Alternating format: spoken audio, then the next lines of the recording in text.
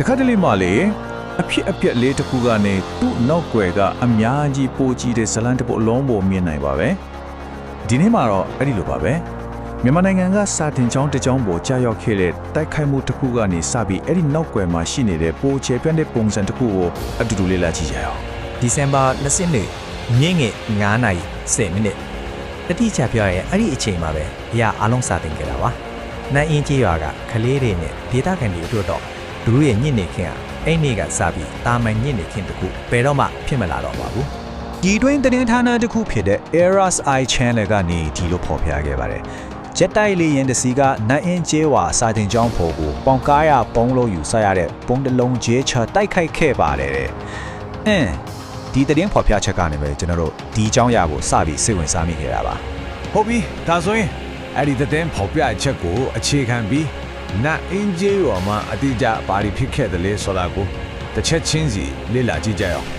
ကဲဒီဖြစ်စဉ်ကိုပြန်ပြီးပုံဖော်ကြည့်အောင်နော်နေရာကတော့စစ်ကိုင်းတိုင်းခေါ်လင်းမြို့နယ်မှာပါအဲ့ဒီကနတ်အင်းရွာကျောင်းလေးကိုတတားဦးလေတက်စခန်းကနေပြန်တက်လာတဲ့ချက်တိုက်လေယာဉ်တစ်စီးကပြမတ်ထားခဲ့တာပေါ့ဒီတိုက်ခိုက်မှုကြောင့်အရက်သား6ယောက်တင်ရရခဲ့တယ်ဒါတင်ပဲလားဆိုတော့မဟုတ်သေးဘူးကျောင်းဆောက်အောင်တွေပျက်စီးသွားတဲ့အနားမှာရှိတဲ့နွားတကောင်တောင်းတိတ်ဆုံးခဲ့ရပါတယ် တည်င်းထဲမှာသတိကြမိစေရတဲ့ချက်တစ်ခုပါလာပြီအဲ့ဒါကတော့ပေါင်ကားရဘုံဆိုတဲ့အသုံးအနှုန်းပါပဲကဲအဲ့ဒီလက်နက်ကတကယ်တမ်းမှာဘလို့အရာမျိုးလဲဆိုတာကိုအနီးကပ်လေ့လာကြည့်ကြရအောင်အခုတရင်ဒီမှာတုံးတော်တဲ့ပေါင်ကားရဘုံဆိုတာကလေကျွန်တော်တို့လိုအရက်ဓာတ်တွေအတွက်တော့ဒီတိုင်းအတုံးနှုံးတစ်ခုလိုပဲဖြစ်နိုင်ပေမဲ့စစ်ဘတ်ဆိုင်ရာမှာတော့ဒါဟာတီးကြတဲ့အမျိုးအစားတစ်ခုကိုညွှန်ဆိုနေတာပါဆိုတော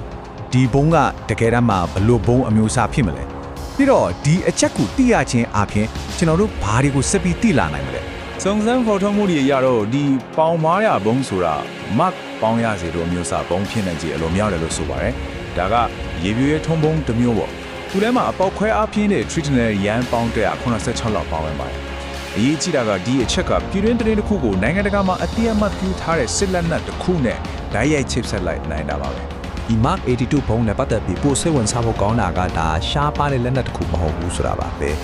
1950ပြည့်နှစ်တီကလည်းစသုံးခဲ့တာကမ္ဘာပေါ်မှာအသုံးများဆုံးလီယင်ကနေကျဲချတဲ့လက်နက်တွေတစ်ခုပဲဒါကဘာကိုပြနေလဲဆိုတော့ဒီတိုက်ခိုက်မှုမှာတုံးခဲ့တဲ့နီးပညာဟာအထူးထိုးလို့ထားတာမဟုတ်ပဲအလွယ်တကူရနိုင်တဲ့စစ်ပတ်နီးပညာတစ်ခုဖြစ်နေတယ်ဆိုတဲ့အချက်ပါပဲ ကဲနတ်အင်းကျေးရွာကဖြစ်ရက်လေးတစ်ခုနဲ့ Mark 82ဘုံအကြမ်းကနေတဆင့်အခုမြန်မာတနိုင်ငံလုံးမှာဖြစ်နေတဲ့ပိုကျဲပြတ်တဲ့တိုက်ခိုက်မှုပုံစံကိုကြည့်ကြရအောင်မြည်စရာရှိတာကဒီဖြစ်ရက်ဟာတိကျဖြစ်ရက်တစ်ခုလားဒါမှမဟုတ်ပိုကြီးမားတဲ့ပြဿနာတစ်ခုရဲ့အစိတ်ပိုင်းတစ်ခုလားဆိုတာပါပဲ ဒီဂိမ်းကနန်းကိုတစ်ချက်ကြည့်လိုက်ပါတေရခုလက်ရှိပြီဒါဘာဂိမ်းကနန်းလဲဆိုတော့ပရိပကစွန်ချီလီလာရဲ့အဖွဲ့တစ်ခုဖြစ်တဲ့မြန်မာ Witness ကမှတ်တမ်းတင်ထားတဲ့အရေးအတွက်သူတို့ရဲ့အစီရင်ခံစာအရ2021 ဖေဖော်ဝါရီနောက်ပိုင်းမှာပညာရေးဆိုင်ရာအဆောင်အုံတွေကိုတိုက်ခိုက်ခဲ့တာဒါမှမဟုတ်တနည်းမဟုတ်တနည်းထိခိုက်စေခဲ့တဲ့ဖြစ်စဉ်ပေါင်းစုစုပေါင်း190ခုရှိခဲ့တယ်လို့ဆိုပါတယ်ဒီဇာတ်ဘောကိုကြည့်လိုက်ရင်ဒီတိုက်ခိုက်မှုတွေဟာဂျပန်ဖြစ်နေတာမဟုတ်ဘူးဆိုတာရှင်းရှင်းလင်းလင်းမြင်လာပါတယ်အချိန်နဲ့အမျှဖြစ်ပွားနှုန်းကတဖြည်းဖြည်းမြင့်တက်လာတာကိုတွေ့ရမှာပါဆိုလိုတာကဒီတိုက်ခိုက်မှုတွေဟာအချိန်ကြာလာတာနဲ့အမျှပိုပြီးစနစ်ကျကျပိုပြီးမကြာခဏဖြစ်လာနေတယ်ဆိုတဲ့သဘောပါပဲဒီမြေပုံကတော့တိုက်ခိုက်မှုတွေဖြစ်နေရမှာအဖြစ်များဆုံးလဲဆိုတာကိုပြနေတာပါကြည့်လိုက်ရင်အထူးသဖြင့်စစ်ကိုင်းတိုင်းဒေသကြီးမှာအများဆုံးဖြစ်နေတာကိုတွေ့ရပါလိမ့်မယ်မှတ်တမ်းတင်ထားတဲ့ဖြစ်စဉ်အားလုံးရဲ့33ရာခိုင်နှုန်းတနည်းအားဖြင့်3ပုံ1ပုံလောက်ကအဲ့ဒီမှာဖြစ်နေတာပါဆိုတော့ကျွန်တော်အခုပြောနေတဲ့ဇာတ်လမ်းရဲ့အစနိုင်ရင်ကဆိုတာကလည်းဒီတိုက်ခိုက်မှုတွေရဲ့ဗဟိုချက်မှာပဲတည်ရှိနေတာပေါ့ဟုတ်ပြီဒီပျက်စီးမှုတွေကဘလို့ဖြစ်ရတာလဲအချက်လက်တွေရတော့လေကြောင်းတိုက်ခိုက်မှုတွေကအဓိကအကြောင်းရင်းပါပဲ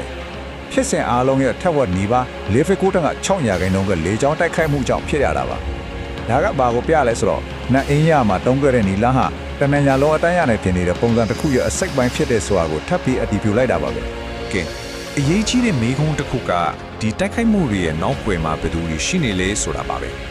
မြန်မာ Witness ကစူဆောင်းထားတဲ့အချက်လက်တွေရတော့မတန်းတင်ထားတဲ့ဖြစ်စဉ်တွေထဲက80ရာခိုင်နှုန်းနီးပါးပါမြန်မာစစ်တပ်နဲ့ဆက်ဆက်နေတယ်လို့ဖော်ပြထားပါတယ